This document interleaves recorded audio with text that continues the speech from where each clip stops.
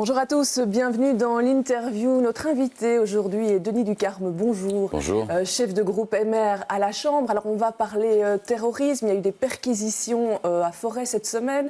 On était supposé rentrer dans un bâtiment vide et puis il y avait des gens, on sait ce qui s'est passé, fusillade, 2 suspects en fuite. Est-ce que les nouvelles mesures prévues, annoncées par le gouvernement fédéral auraient pu empêcher cette situation ? Ça, je ne sais pas. On pourra parler de l'ensemble des mesures qui sont prises et qui nous font vraiment tourner la page sur le passé. Nous sommes beaucoup plus offensifs, beaucoup plus actifs en matière de mesures contre le terrorisme aujourd'hui que par le passé. Mais vous avez eu depuis la mi-novembre 100 perquisitions à Bruxelles. Donc nos services travaillent tous azimuts pour débusquer la menace. C'est ce qui s'est passé ici à Forêt. C'est plutôt positif, oui. Il y a eu en effet une surprise. On a évité le drame, on le sait. Mais en effet, nos services sont au taquet pour aller débusquer ceux qui produisent la menace sur notre territoire. Alors, on avait annoncé toute une série de mesures. On apprend maintenant qu'il y a un nouveau projet, notamment de banque de données vocales basée sur les écoutes téléphoniques. Ça, c'est nouveau, ce n'était pas prévu initialement. Oui, donc vous avez 12 mesures qui avaient été annoncées, qui sont pratiquement toutes rencontrées. Je prends un exemple qui est le fait d'avoir interdit de pouvoir sanctionner les personnes qui partent vers la Syrie. Ce n'était pas le cas avant ce gouvernement. Toute une série d'autres mesures également, la création du Conseil national de sécurité, et puis 18 nouvelles mesures qui ont été annoncées par le Premier ministre en novembre, dont une certaine partie d'entre elles sont déjà en partie mises en œuvre. Et oui, il y a évidemment, puisqu'il y a un travail du gouvernement qui se veut très avancé sur la question, d'autres initiatives telles que la reconnaissance vocale qui peut aussi aider nos services à identifier, à reconnaître un certain nombre d'individus. On rajoute des couches, on a l'impression qu'il y a de plus en plus de choses qui sont prises. Est-ce qu'on n'est pas ici plus dans de la communication ? Est-ce que ce sont toutes des mesures qui sont nécessaires ? Ah oui. On n'est pas dans du sécuritaire écoutez, franchement non. Vous parlez à quelqu'un qui travaille le dossier depuis plus de 10 ans. Ça fait des années qu'on aurait dû prendre un certain nombre de mesures comme celles qu'on prend aujourd'hui. Donc s'il y a beaucoup de mesures, c'est parce qu'on est obligé de rattraper le retard qui a été le retard pris par rapport à la menace radicale, par rapport à la menace terroriste. Oui, il y a beaucoup de mesures parce qu'on doit rattraper le retard. Est-ce qu'il y en a certaines qui sont abandonnées ? On avait parlé du bracelet électronique pour toutes les personnes fichées à un moment, ça avait fait d'ailleurs polémique. Ça, c'est quelque chose qui va voir le jour ou on y renonce ? Écoutez, ça on verra. Je vous l'ai dit, il y a 18 mesures qui sont actuellement en œuvre, qui ont été mises en œuvre, qui ont été annoncées par le 1er novembre. Mais sur ce point-là, sur le bracelet, on en a déjà parlé, on en a débattu ? Non, pas encore. Aujourd'hui, on est en train de débattre en commission terrorisme de la révision de l'article 12 qui permet, sur l'exemple et les nécessités qui nous sont réclamées par les services, de voir étendre la garde à vue de 24 à 48 heures, peut-être 72 heures. Donc c'est un grand débat parce que nous avons auditionner l'ensemble des acteurs de terrain, les policiers, le milieu judiciaire, mais également les organisations qui défendent la question des droits de l'homme, parce que toute la question est là, dans les mesures, vous disiez, sécuritaires. Non, nous, on a une obsession, c'est évidemment d'améliorer la sécurité de nos citoyens, mais également de respecter au maximum leur liberté, leur vie privée. Là, il y a des garanties qui vont être données. Mais dans l'ensemble des dossiers que nous traitons, dans l'ensemble des propositions que nous amenons au niveau du Parlement, qui sont amenées par le gouvernement, il y a cette obsession de l'équilibre entre sécurité et respect des libertés individuelles. Et donc c'est vrai qu'on a un grand débat à ce niveau-là, au niveau de l'extension de la garde à vue. Les services nous disent on a besoin de plus de 24 heures, il nous faudrait au moins 48 heures pour rencontrer nos objectifs en la matière.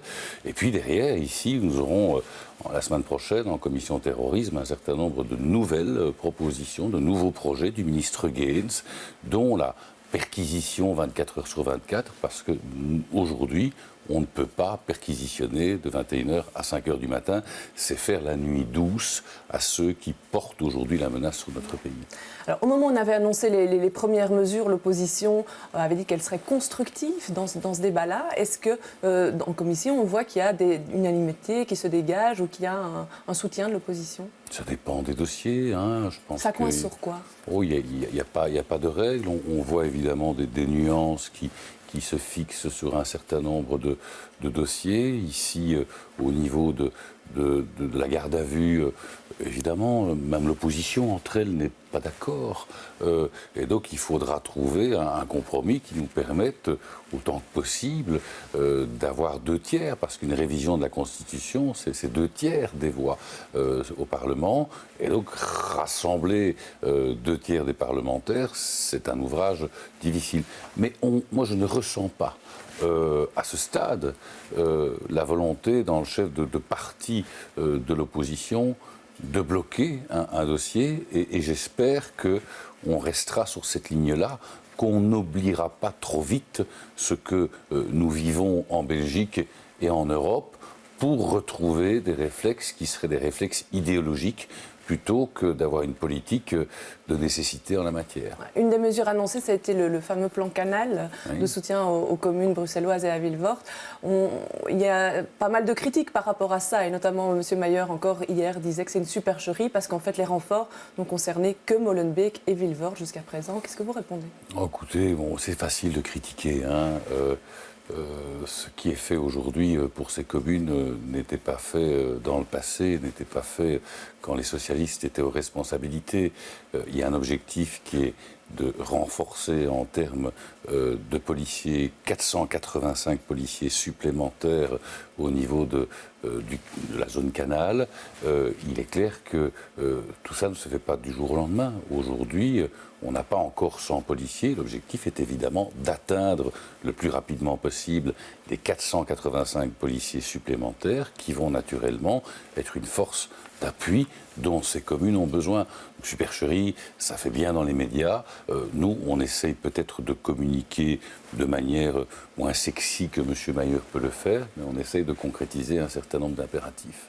Alors, autre dossier, c'est celui de l'encadrement du droit de grève. Mercredi, on a appris que les négociations entre partenaires sociaux avaient à nouveau échoué. Est-ce que c'est maintenant au tour du politique de prendre la main, ou il faut encore essayer de relancer ça du côté des partenaires sociaux? Écoutez, la première chose que je dois dire, c'est une forme de regret. Parce qu'il est clair, et le gouvernement et le Premier ministre avaient été clairs à la Chambre après le premier constat d'échec. Il avait dit, Charles Michel, il faut encore donner la possibilité aux partenaires sociaux de se mettre d'accord pour que les accords de 2002 soient modernisés et qu'on ait un accord, une synthèse d'intérêt général entre les partenaires sociaux qui permettent en effet de voir un peu à l'image de la proposition que le MR a déposée en la matière, un équilibre entre, d'une part, le respect du droit de grève, essentiel dans une démocratie moderne telle que la nôtre, et puis le respect aussi pour les travailleurs qui veulent se rendre sans entrave sur leur lieu de travail. Ça n'a pas fonctionné, la négociation. Donc maintenant, est-ce qu'il faut légiférer? En tout cas, le politique doit se saisir du dossier. Le Parlement ou le gouvernement? Écoutez, ça, en tout cas, moi, la proposition que j'ai pu faire au nom du mouvement réformateur, c'est que nous puissions avoir, au niveau du Parlement, les échanges utiles, que nous puissions écouter, dans le cadre d'auditions, les partenaires sociaux, mais pas uniquement les partenaires sociaux, également un certain nombre de spécialistes du droit du travail, de personnalités importantes du milieu de la juridiction du travail. Également, regardez ce qu'il s'est fait à l'étranger dans un certain nombre de pays européens qui, Vous pensez à quoi? Vous pensez à quel pays? Je pense à des pays comme l'Espagne. Je sais qu'il y a également un certain nombre d'initiatives qui ont été prises en Italie. Je ne dis pas que ce sont les modèles à suivre. Je dis qu'en tout cas, il y a des travaux importants qui ont pu être produits dans un certain nombre de pays européens qui ont tenté justement cette synthèse utile entre cette synthèse d'intérêt général, entre le respect du droit de grève et le respect de ceux qui veulent avoir accès librement à leur lieu de travail. Mais donc s'il y a des auditions, c'est pour nourrir un travail parlementaire, pour faire des propositions de loi, pour cadrer En tout le cas, droit. ça, je ne sais pas. Il y a des propositions. Ce sera quoi l'objectif de ces auditions ? Il faudra à un moment donné, il faudra décider.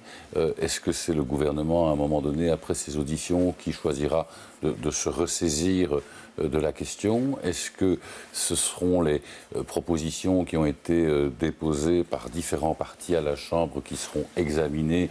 Et est-ce que ce sera la voie parlementaire qui sera privilégiée? Ça, on ne sait pas encore. Non, on ne sait pas encore, parce que je pense qu'on ne doit pas non plus, sur une question aussi sensible que celle-là, se précipiter. Je pense que, et c'est vraiment le sentiment que j'ai eu hier dans le cadre de la séance plénière, qu'il y a une volonté dans l'ensemble des partis, de manière générale, hormis quelques extrêmes à gauche ou à droite, il y a une volonté d'approcher la question de manière sereine. On sait que les partenaires sociaux n'ont pas réussi. Donc, on doit avoir une approche qui soit, quand je parle d'intérêt général, ça veut dire qu'il faut un équilibre. Il ne faut pas choisir un camp contre l'autre. Il faut que nous puissions, sur ces questions-là, essayer, à terme, de réaliser le consensus de ces deux respects essentiels, droit de grève et accès libre à son lieu de travail. Autre élément, c'est l'ajustement budgétaire. On en parle beaucoup depuis une semaine. Le dernier chiffre, c'est qu'on serait avec un trou à combler de 1,3 ou 1,4 milliard. On a eu quand même une valse des chiffres ces derniers temps assez impressionnante. On a parlé de 2,2 milliards, de 3,2 milliards. Ça ne fait pas un peu brouillon, ça? Écoutez, moi, ma référence, ce n'est pas nécessairement un certain nombre d'articles de presse. Non, mais il y a des déclarations de ministres. Écoutez, je m'en moque. Franchement, moi, ce qui m'importe, c'est ce que le ministre du Budget nous indique. Elle a encore indiqué hier qu'on parlait de 2,2 milliards. J'entends l'intox qui est diffusé par le Parti socialiste, comme quoi ça serait du jamais vu. Il suffit d'aller voir les sites internet de référence en la matière pour voir qu'en 2012, dans le cadre du conclave budgétaire de mars, il y avait 2 milliards à trouver, qu'en 2013, à la même période, il y avait 2,8 milliards à trouver. Ça correspond à quoi? Ça correspond à environ 1%, 1% du budget de l'État. Donc ce n'est pas nouveau qu'un conclave budgétaire soit difficile, soit... Non, mais il est difficile généralement sur les arbitrages, mais sur le point de départ, sur le trou à combler, c'est quand même, ça rend perplexe, vous, comme parlementaire. Non, écoutez, moi je suis parlementaire depuis 13 ans, je vous avoue que j'en ai vu un peu, donc je ne réagis pas nécessairement à une dépêche de presse comme si c'était la nouveauté de l'année. Non, oui, il y a évidemment un travail qui doit être opéré maintenant, qui doit être opéré dans la discrétion, qui doit voir nos objectifs en matière budgétaire rencontrés, qui doit aussi nous amener à voir l'Union européenne considérer un certain nombre de dépenses supplémentaires que nous avons à produire. 650. Là, c'est pas acquis. On parle de 400 millions pour les mesures sécuritaires. On espère qu'on pourra retirer ça de la liste, mais c'est pas quelque chose d'acquis.